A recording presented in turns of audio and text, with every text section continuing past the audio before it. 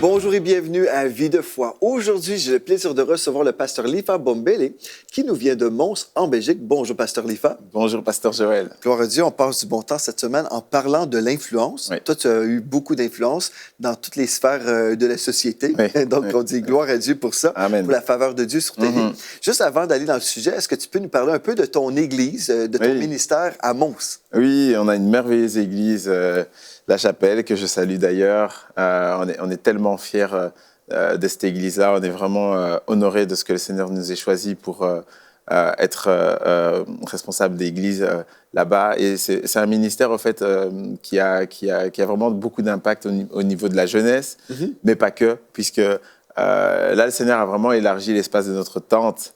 Et on commence vraiment à toucher maintenant des familles, parce que c'est également notre cœur. Ah oui. Notre cœur, c'était que la jeunesse puisse gagner les parents, les familles.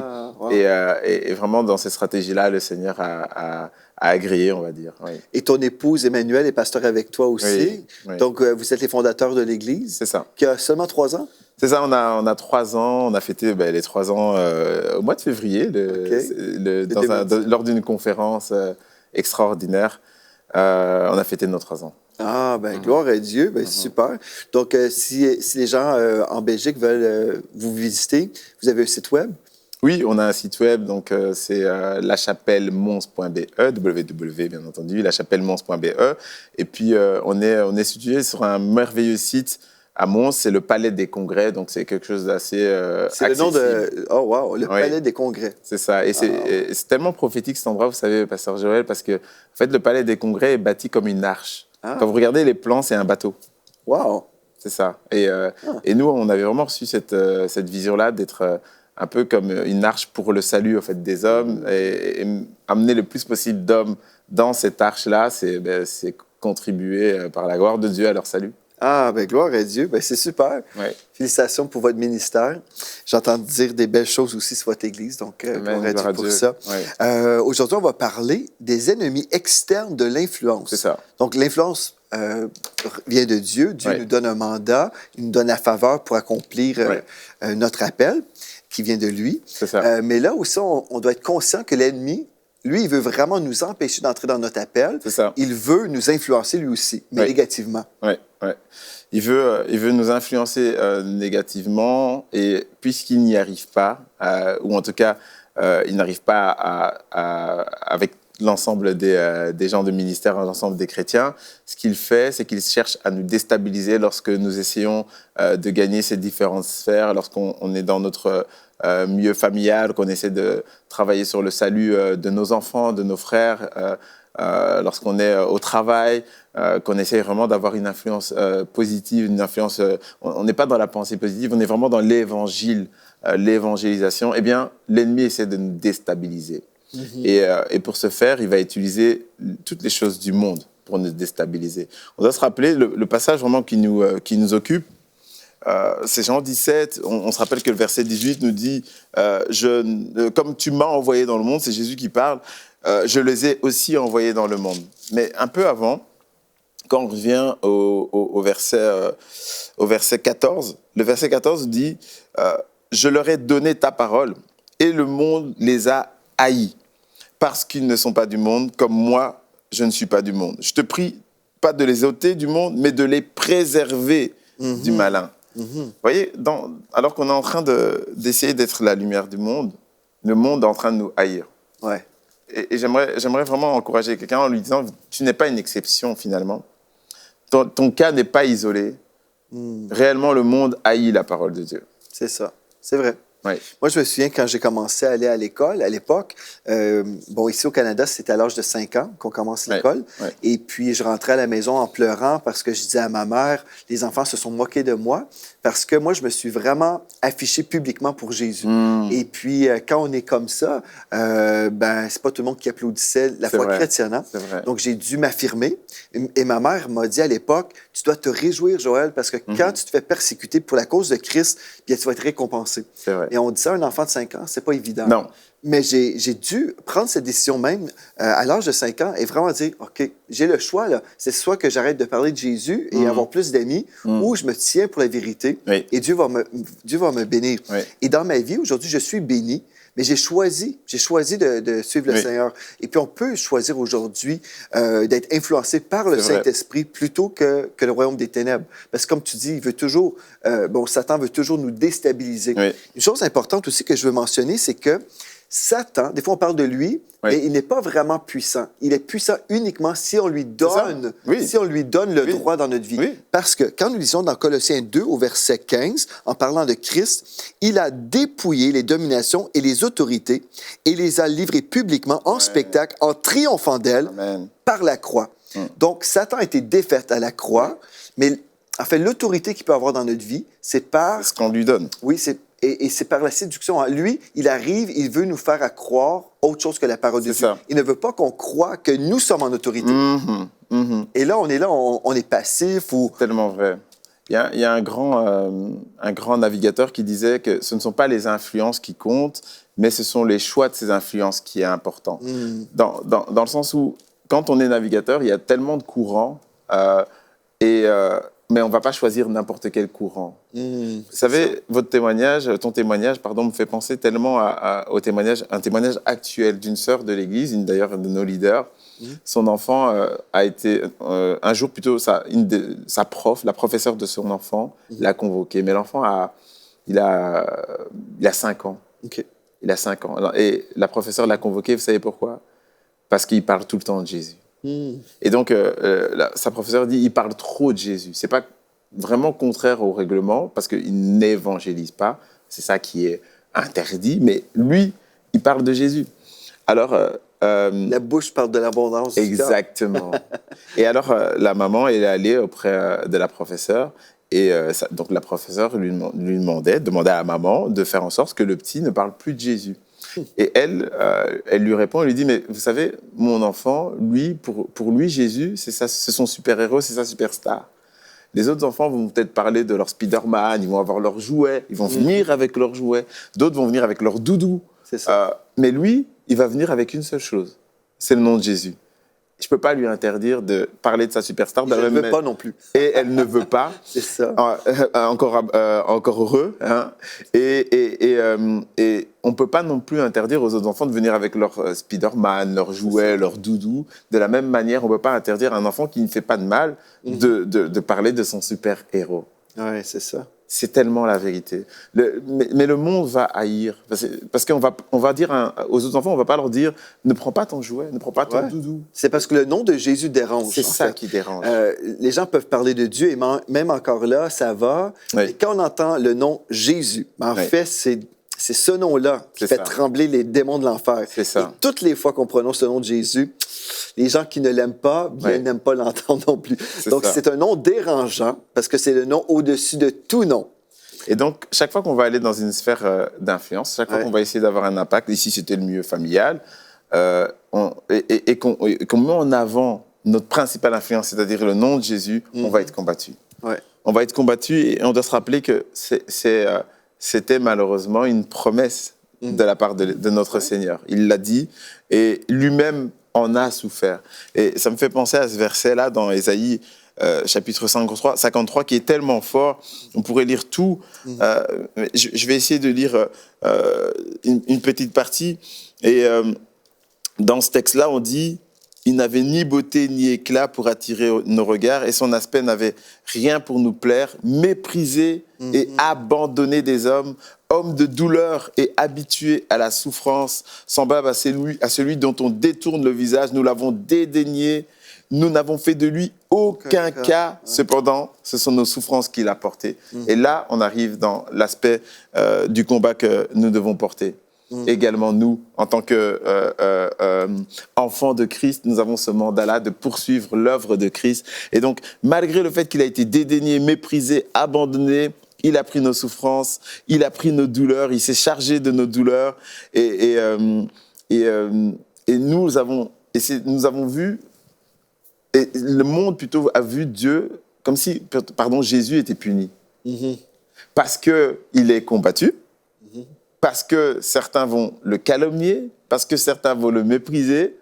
On va dire non, il est puni. Voici, ça, c'est la sanction de Dieu. Et les religieux s'imaginaient que, bon, cet homme-là, là, vraiment, c'est un faux prophète et Dieu le punit, là, justement. Ouais. Voilà sa sentence, en fait. C'était comme la preuve que c'est un faux prophète, la preuve que ce n'est pas Dieu, c'est qu'il a été abandonné par tout le monde. Ouais. Au contraire, c'est une preuve qu'on est réellement loin de Dieu si on vit ces souffrances, si on vit ces calomnies-là. Et il y a un autre texte, c'est le psaume 1, qui nous parle encore de ces différentes manières avec lesquelles l'ennemi veut nous stopper. Et j'aimerais vraiment vous dire que ce n'est pas parce que le monde est en train de vous combattre que c'est la preuve que vous n'êtes pas appelé, que vous n'êtes pas envoyé. C'est tout le contraire. C'est tout le contraire. C'est ça. Il y a des gens, quand certaines personnes acceptent le Seigneur, sont vraiment heureux au début. Ils arrivent à l'église et puis là, ils rencontrent Jésus, ou peu importe où ils vont le rencontrer, mais sont vraiment heureux. Et là, ils commencent à parler avec leur famille. Et puis là, ils vivent de l'opposition. Et après, ils se posent la question, mais avant, les choses n'étaient pas aussi difficiles. Voilà, d'un seul coup, tout le monde semble m'opposer, mais qu'est-ce qui m'arrive? Mais là, c'est parce que la personne a changé de camp. Exactement. Cette personne était dans le royaume des ténèbres autrefois, mais là, elle vient d'entrer dans la lumière. Oui. Elle a un héritage glorieux. Elle va passer l'éternité avec Dieu. C'est merveilleux, c'est glorieux. Et Dieu est avec la personne aussi, même aujourd'hui. Oui. Mais elle doit comprendre, cette personne doit comprendre qu'elle est dans le camp qui est en opposition à l'autre, c'est ça. Donc, l'ennemi va maintenant nous attaquer encore plus. Mais heureusement, celui qui est en nous est plus grand que celui qui est dans le monde. Donc, nous avons la puissance de Dieu pour surmonter toute épreuve. C'est ça qui est merveilleux. C'est exactement ça. Et c'est pour ça que la Bible nous dit qu'un royaume divisé contre lui-même ne peut subsister. Mais Satan sait ça aussi. Ouais. Quand il envoie des flèches, il les envoie dans les camps ennemis. Et dès lors qu'on arrive, qu'on entre dans le camp ennemi, ces flèches-là sont orientées également vers nous. Mais tant qu'on reste dans son camp, on bénéficie de la solidarité des gens du monde. Ouais, vous savez, les gens du monde sont tellement solidaires. C'est vrai, hein? Plus que les chrétiens. Plus que les chrétiens. Avez-vous déjà vu un fumeur ne pas proposer une cigarette à quelqu'un qui est à côté de lui? Vous savez, moi, je ne fume pas, mais à diverses occasions, on m'a proposé, est-ce que vous voulez fumer? Non, je ne fume pas. Souvent on dit non merci. Ouais, non. Je ne sais même pas pourquoi on dit merci à ce moment-là. On devrait dire non. C'est une politesse. C'est une politesse. Et dans le monde, vous savez, il y a plusieurs actes comme ça de solidarité. Ceux qui vont boire un verre, comme ils appellent ça, ils proposent, est-ce que je te paye un verre? Je te paye de l'alcool pour t'enivrer. Et pourtant, la Bible va nous dire que s'enivrer... c'est de la débauche. Et c'est de la débauche. S'enivrer, c'est de la débauche. Et on a plein de petits actes de solidarité, mais dès qu'on quitte ce camp, alors on devient leur ennemi. Ouais. Et on est exposé à ces différentes attaques. Et le psaume 1 va nous dire donc... heureux l'homme qui ne marche pas selon les conseils des méchants, qui ne s'arrête pas sur la voie des pécheurs et qui ne s'assied pas en compagnie des moqueurs. Ouais. Et ça, ce sont les différentes stratégies que l'ennemi utilise pour nous arrêter. Alors qu'on passe dans le camp ennemi, alors il essaie de nous ramener à nouveau et de nous faire en sorte qu'on va marcher non pas selon le plan de Dieu, mais qu'on va marcher maintenant selon les méchants qui nous environnent. Ouais. Et les gens vont venir un peu avec des formes d'accusation, toutes sortes de méchanceté, et ça va orienter nos pas. L'Église, des fois, est tellement attaquée que certains vont orienter leur manière de prier dans l'Église parce qu'on va être filmé, parce qu'on va être persécuté, alors on va adapter notre manière de louer le Seigneur. Oui, on loue de manière trop expressive, alors les gens du monde ont peur ou je ne sais quoi encore. Louer de la manière à laquelle Dieu vous appelle de louer, peu importe. Faites le ministère de la manière que le Seigneur agrée, peu importe ce que le monde va en dire. Et on oriente aussi, et d'autres encore vont s'arrêter complètement sur la voie des pécheurs. En fonction des différents péchés qu'il y a dans la région, certains vont être orientés par les fêtes païennes, par différentes traditions qu'il y a. Ouais. Ils vont être orientés, ils vont dire, OK, on va peut-être s'arrêter, on va peut-être prendre le temps de vivre d'essayer de les comprendre, alors que la seule chose qu'on devrait comprendre, c'est la parole de Dieu. Une des choses, là, je sais que Dieu, et je l'ai dit hier et je l'ai dit à maintes reprises à Vie de foi, Dieu circule uniquement sur le chemin de l'amour. Exactement. Et Dieu est saint. Oui. Donc, le Saint-Esprit est saint. Ce n'est pas une grande révélation, Oui. mais c'est une révélation qu'on doit recevoir. Oui. Donc, le Saint-Esprit dirige uniquement sur le chemin de l'amour et uniquement sur le chemin de la sainteté. Si, admettons, vous prenez une décision aujourd'hui, mais vous avez dû sortir du chemin du Seigneur, Oui. bien, vous savez en fait que vous n'êtes pas en ce moment dans la volonté de Dieu. Oui. Parce que Dieu n'emprunte pas le chemin du péché pour nous diriger. Non. Par exemple, on parle du chemin du pécheur. Si aujourd'hui, admettons, j'entends quelqu'un me parler en mal contre toi, pasteur Lifa. OK, je suis dans ton église, quelqu'un me dit, bref, t'es un gros méchant. Peu importe l'accusation, Voilà. gros méchant. Oui. Mais là, j'entends ces paroles-là, j'accueille ces paroles-là, et là, je décide de quitter ton église parce que j'ai entendu dire que pasteur Lifa est un grand méchant. C'est ça. Bon, mais là, je prends cette décision, mais j'ai emprunté le chemin du péché. Oui. Donc, forcément, Dieu ne me dirigera pas parce que Dieu aurait pris la médisance, le péché de la médisance, pour m'influencer. C'est ça. Mais plusieurs chrétiens se laissent influencer par le royaume des ténèbres plutôt que par le Saint-Esprit. Exactement. Et on est en train de succomber à ces différentes tentations qui viennent du monde. Vous savez, il y a l'histoire de Néhémie, qui a voulu rebâtir la muraille de Jérusalem après la période de l'exil, ou vraiment tout près, en tout cas, tout proche de la fin de cette période-là.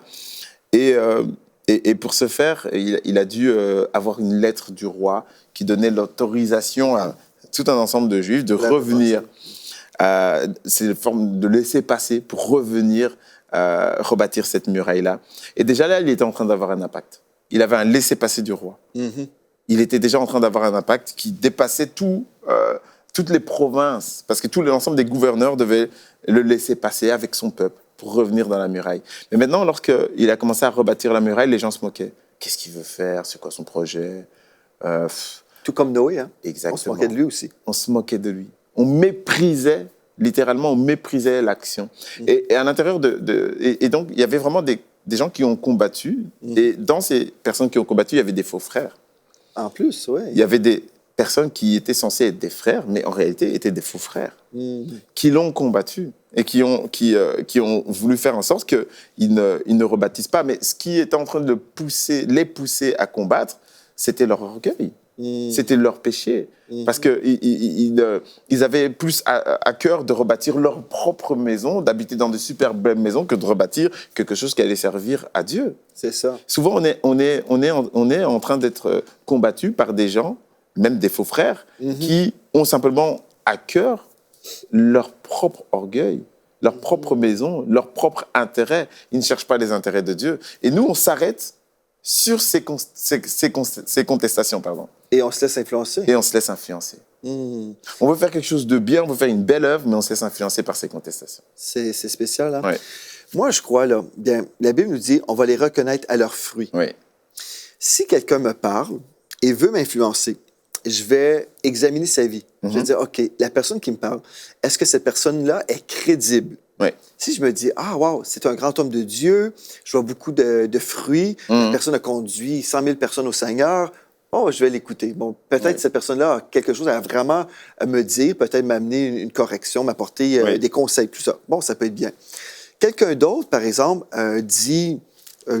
m'apporte je ne sais pas, des corrections ou peut-être un rapport négatif sur certaines personnes. Bien là, je vais vraiment faire attention parce que la Bible dit, vous allez les reconnaître à leurs fruits. Si c'est des fruits de pourriture, je me dis, un instant, est-ce que je veux déterminer ou faire en sorte que cette personne va me diriger? Parce qu'en fait, on peut échanger un leader spirituel pour un autre. On peut être dans une église locale et dire, bon, mon pasteur, c'est mon leader spirituel. Mais là, si j'écoute quelqu'un d'autre, là, cette personne-là peut devenir mon leader spirituel si je prends des décisions à cause de ses paroles. En fonction de ses paroles. Et là, après, je me dis, mais cette personne-là, c'est que de la pourriture, mais pourtant, je vais suivre ses conseils. Je me dis, mais ça ne fait pas du sens. Pourquoi que les gens suivraient une personne qui a juste une vie de pourriture? C'est ça. C'est tellement parce qu'on n'est pas en train de considérer les intérêts de Dieu, mais on est en train de considérer ses propres intérêts. Et finalement, il y a des paroles plus plaisantes à sa chair, en tout cas, mais qui ne sont pas en train de satisfaire notre esprit ou l'esprit de Dieu qui est en nous. Et il y a quelque chose, et j'aimerais donner une clé pour quelqu'un qui est en train de vivre certaines oppositions. Le pasteur Joël là, vous a donné une clé pour reconnaître ces oppositions, pour reconnaître que ça ne vient pas de Dieu. Les fruits. On reconnaît un arbre à son fruit. Maintenant, une clé pour surmonter cette opposition-là, et ça vient vraiment du texte de Néhémie. Néhémie, je vous le disais, donc, était méprisé, et non, il n'était pas seulement méprisé, parce que lorsque tu es méprisé, ça va encore, tu peux travailler, tu peux continuer encore ton œuvre. Ouais. Mais il y a maintenant ces genres de combats qui arrivent, qui sont des combats vraiment de front, des attaques de front. Et Néhémie va vivre ça. On va donc l'avertir que des ennemis étaient prêts à prendre les armes contre eux pour les empêcher de bâtir la muraille. Et ce qu'ils vont faire, c'est qu'ils vont mettre la moitié des serviteurs au travail pour rebâtir la muraille, et l'autre moitié était en armes, lances, boucliers, arcs, cuirasses. Ils avaient tout le revêtement pour combattre contre ceux qui éventuellement allaient les attaquer. Souvent, on est en train de se dire, je suis en train de bâtir une œuvre, je vais mettre toutes mes forces dans cette construction-là. Et on n'est pas prêt si jamais il y a des attaques spirituelles, et même des fois des attaques ouvertes qui sont en train d'arriver, on n'est pas prêt. Le conseil de Néhémie, c'est de bâtir, mais tout en se préparant à la guerre, tout en se préparant à ces oppositions-là. L'opposition, elle peut venir, alors qu'on est en train de bâtir une œuvre de Dieu, elle peut venir de la ville dans laquelle vous voulez faire du bien. Cette ville-là se lève et vous combat. Elle peut venir de votre bailleur, de votre propriétaire, qui peut se lever et dire non, finalement, j'ai plus envie. Ou j'entre dans une procédure d'expulsion parce que ce que vous faites, je n'ai plus envie que ça se passe dans mon bâtiment. Elle peut venir des gens de la ville, elle peut venir de toutes sortes de personnes, mais on doit être prêt. Elle peut venir des autorités judiciaires. Qui peuvent tout d'un coup se lever et dire je vais enquêter sur votre église, je vais enquêter sur ce que vous faites parce que voilà, c'est pas tellement ci, c'est pas tellement ça. Et pourquoi et comment c'est possible de le faire? C'est parce que les gens vont nous calomnier. Les autorités judiciaires peuvent se lever contre des hommes de Dieu parce que les gens vont nous calomnier. Et dans Néhémie, c'est aussi quelque chose qui va vivre. Donc il met 50% à travailler, 50% de l'effectif à se préparer contre ces différentes attaques, et notamment les calomnies. Des gens vont se lever pour dire que vous ne respectez pas la loi. C'est quelque chose, hein? C'est tellement effroyable, tellement effrayant. Les gens vont se lever et se dire, vous volez. Les gens vont se lever et dire que vous êtes un malfrat, alors que vous êtes en train d'essayer de bénir. Mais ça me rappelle totalement ce qu'on a fait avec Jésus. Jésus n'avait aucun péché, mais des gens se sont levés. Ils se sont mis ensemble pour constituer un témoignage, des faux témoignages. Est-ce que la justice a regardé à leurs antécédents, ces gens-là? La justice n'a rien fait. La justice a pris leur témoignage parce qu'on est dans un combat du monde contre Jésus. Quelque chose, hein, quand on pense. Moi, en tout cas, une des choses que je vois dans le corps de Christ, bien, si, admettons, on voyait de l'opposition juste du monde, venant juste du monde, là, ça serait une chose. On pourrait dire, OK, on comprend parce que nous sommes dans un royaume et eux sont dans un autre.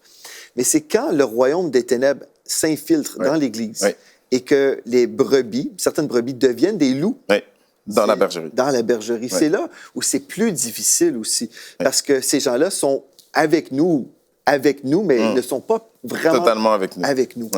Donc, pour nous, en tant qu'enfants de Dieu, si on ne veut pas être influencé par des loups, je pense que c'est important de choisir notre camp et de voir. Il y a des gens qui sont en train de rebâtir la muraille, sont en train de construire quelque chose.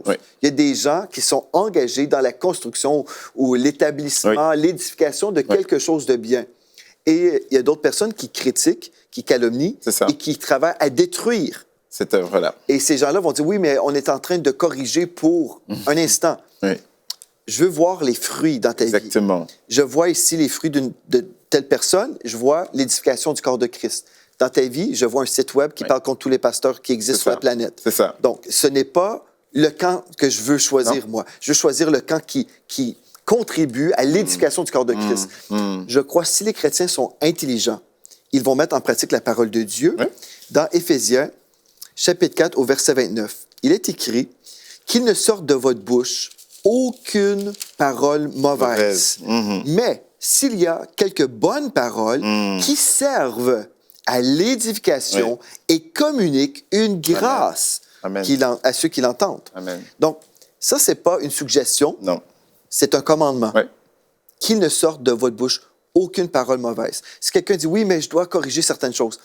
Moi, je crois. Il y a toujours de l'ordre divin en tout. Hein? Comme dans le monde, comme toi, en tant qu'avocat, tu ne peux pas déplacer le juge. J'ai dit, monsieur le juge, je vais prendre ta place aujourd'hui. Non, parce qu'il y a de l'ordre en justice, mais bibliquement, spirituellement, il y a de l'ordre également. Exactement. Donc, s'il y a des choses qui ne fonctionnent pas dans une église, je suis dans un département ministériel, je vais aller voir l'autorité du département pour dire, on a tel souci. Et si, à ce moment-là, il n'y a pas de... on ne règle rien, là, je peux aller parler au pasteur. Mais je n'irai pas parler à mon frère et ma soeur qui n'ont aucune autorité pour régler la chose. Si je parle à droite et à gauche de certains problèmes, à des personnes, en fait, qui ne peuvent rien faire, je travaille juste, en fait, à détruire l'œuvre de Dieu. C'est ça qui se passe dans plusieurs églises, en fait. C'est ça qui se passe. Et toutes ces calomnies qui maintenant sont faites par des soi-disant frères sont en train d'arriver aux oreilles du monde. En plus, ah ouais. Et donc, le monde va dire, ben, même eux de l'intérieur sont en train de se calomnier, donc moi aussi. Qu'est-ce que je peux faire? Je peux rien faire d'autre.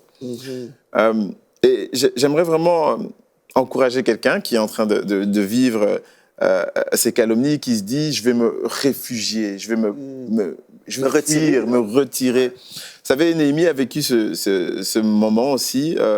En Néhémie 6, 11, on nous dit qu'il a eu cette tentation ou cette proposition par un faux prophète, par un faux sacrificateur qui était venu lui dire « Réfugie-toi, arrête donc de travailler, arrête donc d'influencer le monde, réfugie-toi dans l'Église. » La fuite dans l'Église n'est pas une solution parce qu'on est appelé à aller dans le monde. On ne doit pas fuir devant ces combats-là. Au contraire, on doit combattre, reconnaître que c'est vraiment l'appel du Seigneur.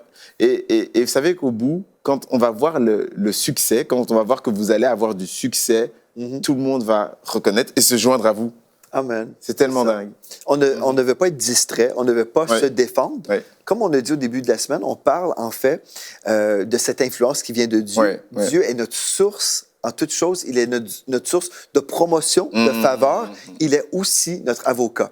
Donc, on ne devrait pas se défendre. On devrait laisser Dieu nous défendre.